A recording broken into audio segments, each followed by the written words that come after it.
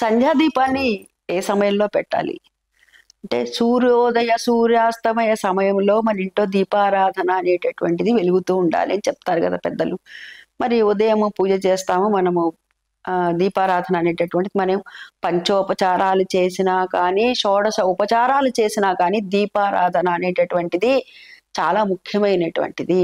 యాదేవి సర్వభూతేషు నమస్తస్సై నమస్తస్సై జ్యోతి రూపేణ సంస్థిత అంటారు. ఆ జ్యోతి రూపంలోనే పరమేశ్వరుణ్ణి అమ్మవారిని కూడాను మనము కొలుస్తూ ఉంటాము. అంటే కృతజ్ఞతని మనము ఆవిష్కరిస్తున్నాము. ఇంతటి ప్రపంచంలో ఉన్న వెలుగునంతటినీ కూడా చూడగలిగేటటువంటి ఇంతటి దృష్టిని కంటిని ఇచ్చావు స్వామి, అందుకు నీకు కృతజ్ఞతగా ఈ చిన్న దీపాన్ని పెడుతున్నాను అని చెప్పి మనం కృతజ్ఞతని ఆవిష్కరిస్తూ ఉంటాము. ఇక్కడ ఒక జ్యోతిని పెట్టావు, అందుకు కృతజ్ఞతగా నేను నీకు ఈ విధంగా ఈ దీపాన్ని అనేటటువంటిది పెడుతున్నాను. మరి సంధ్యాదీపం అనేటటువంటిది ఏ సమయంలో పెట్టాలి?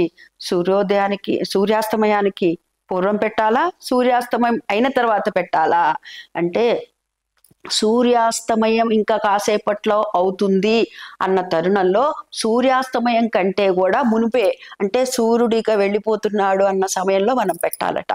పెడితే ఆ సూర్యుడు తన వెలుగునంతటినీ కూడా ఎందులో నింపుతాట అంటే ఈ జ్యోతిలో నింపుతాట. మనం ఏదైతే వెలిగించామో ఈ దీపము, ఈ దీపంలో నింపుతాడు ఆ స్వామి.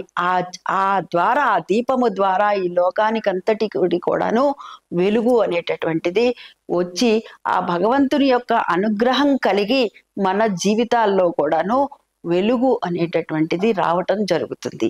అందుకు సూర్యాస్తమయం సమయంలో మనం దీపారాధన అంటే సూర్యాస్తమయం అయిపోయే ముందరే దీపారాధన చేయాలి.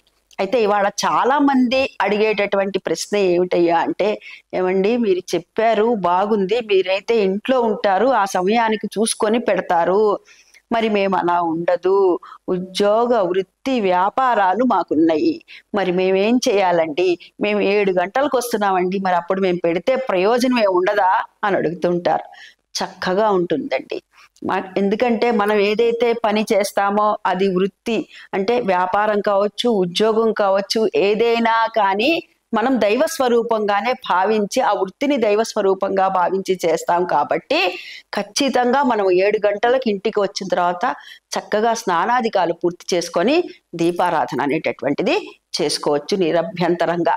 అయ్యో ఆ సమయానికి చేయలేకపోయినామో అప్పుడు చేస్తేనే ఎక్కువ ఫలితమా అనేటటువంటిది మనం ఆలోచించక్కర్లేదు. వీళ్ళుంటే గనక ఇంట్లో ఉంటే, ఉదాహరణకి ఏ శనివారం ఆదివారం ఇంట్లో ఉంటారనుకోండి, ఆ సమయంలో ఇంట్లో ఉంటే గనక ఆ సమయంలో పెట్టండి. లేనప్పుడు ఎప్పుడైతే మీరు ఇంటికి వచ్చారో, ఆఫీస్ నుంచి ఇంటికి వచ్చారో ఆ సమయంలో 7 గంటలకు కావచ్చు, 8 గంటలకు కావచ్చు, మీరు వచ్చిన తర్వాత చక్కగా స్నానం చేసి దీపారాధన అనేటటువంటిది నిరాక్షేపణగా చేసుకోవచ్చు. ఈ విధంగా సంధ్యాదీపాన్ని ఎవరైతే వెలిగిస్తారో ఆ లక్ష్మీదేవి మన ఇంట్లో తిష్ట వేసుకొని ఉంటుంది అని చెప్తారు. అందుకనే మన పెద్దవాళ్ళు చూడండి ఎప్పుడూ కూడాను కొన్ని చెప్తూ ఉంటారు. ఉదయం అంతా కూడా లేవగానే వీధి తలుపు తీయకండర్రా, వెనక తలుపు తీయండి అని అంటూ ఉంటారు. ఎందుకని? పూర్వం అన్నీ కూడాను ఇండిపెండెంట్ హౌస్లు ఉండేవి కదా, కాబట్టి వెనకాల ఏముంటే అన్ని చెట్లు ఉంటాయి, పచ్చని చెట్లు ఉంటాయి కదా, అంటే రాత్రి అంతా కూడా తలుపులన్నీ మూసేసి ఉన్నాము కాబట్టి ఆక్సిజన్, మంచి ఆక్సిజన్ బయట నుంచి లోపలికి రావట్లేదు. అందుకని ఆరోగ్యం కోసం మొట్టమొదటగా పచ్చని చెట్లని చూడమని చెప్పారు. తర్వాత వీధి తలుపు తీయమన్నారు. మరి సాయంత్రం వచ్చేసరికి ఏం చెప్పారు? వెనకాల ఉన్నటువంటి ఏదైతే పెరటి గుమ్మందు ఉందో అది వేసేసేసి వీధి గుమ్మం తీయమన్నారు. అంటే ఇక్కడ ఇదేంటి మూఢనమ్మకం కాదు, మన పెద్దవాళ్ళు ఎంత ఆలోచించి చెప్పారో చూడండి. ఉదయం ఏమో చక్కగా అక్కడి నుంచి వచ్చే ప్రకృతి నుంచి వచ్చేటటువంటి ఆక్సిజన్ ఏదైతే ఉందో దానికోసం, అది మన ఆరోగ్యం కోసము అట్లా చెప్పారు. సాయంత్రం అయ్యేసరికి తలుపులు అటు వేసి వీధి గుమ్మం తీయమన్నారు. అంటే వెనకాల చెట్లు ఎక్కువగా ఉండటం వల్ల అక్కడ నుంచి ఏవైనా సరే విషపురుగులు కానీ లేకపోతే దోమలు ఇట్లాంటివన్నీ వస్తే మన ఆరోగ్యానికి హాని చేస్తుంది. అందుకు ఆలోచించి మన పెద్దవాళ్ళు ఈ విధమైనటువంటి ఏర్పాట్లన్నీ చేశారు. ఈ దీపారాధన విషయంలో కూడా నిరాక్షేపణగా భగవంతుడికి మనము కృతజ్ఞతను ఆవిష్కరిస్తున్నాము. అది నేను ఇప్పుడు ఇంటికి వచ్చిన తర్వాత చేస్తున్నాను, ఇంట్లో ఉన్నానా సంధ్యా సమయానికే చేస్తాను అని చెప్పి, కుదరని పక్షంలో కుదిరితే గనక సూర్యాస్తమాన్ని కొంచెం ముందుగా చేయండి. లేకపోతే గనక ఖచ్చితంగా మేము 6 గంటలకే మా ఇంట్లో పెద్దవాళ్ళు చెప్పారండి అంటూ ఉంటారు కొందరు.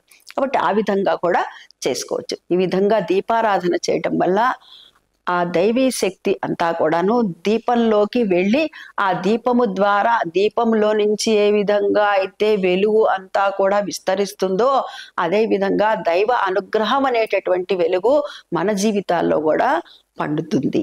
స్వస్తి.